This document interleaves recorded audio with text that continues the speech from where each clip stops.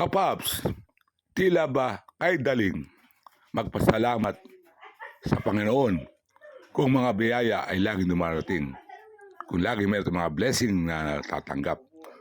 Sabalit kung may hirap at may kalungkutan, tila ba kay hirap ang magpapuri at magpasalamat?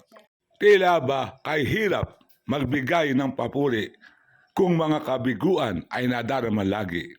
Natitirang pag-asa ay tila ba maglalaho? At ang pangako niya ay huwag tayong maninindim. Luha sa mga matay kanyang papahirin. Sa dulo ng landas ay mayroon pang liwanag. Sa likod ng ulap ay mayroong umaga. Pagsapit ng gabi, umaga'y darating, Kapaps. Kaya Kapaps, sa lahat ng sandali, dapat siyang pasalamatan.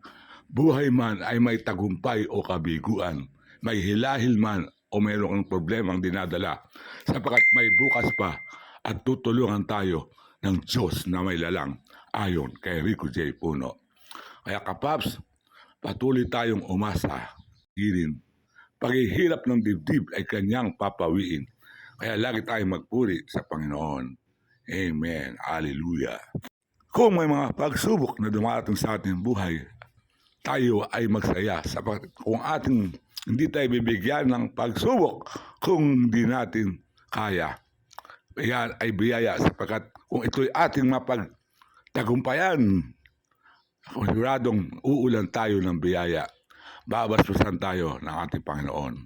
Kung tayo man ay naghihirap ngayon, huwag mag-alala, ika nga, dahil bukas ay giginawa. Kung mayroong takip silim, mayroon naman ding liwanag. At sisikat kung matatapos ang gabi, kinabukasan ay mayroong umaga. Rating sa ating buhay, Kapaps. Tulad nga ng gulong ng buhay, ang gulong, maaaring ikaw minsan nasa ibabaw, maaaring ikaw ay nasa ilalim. Hindi naman lagi puro ilalim.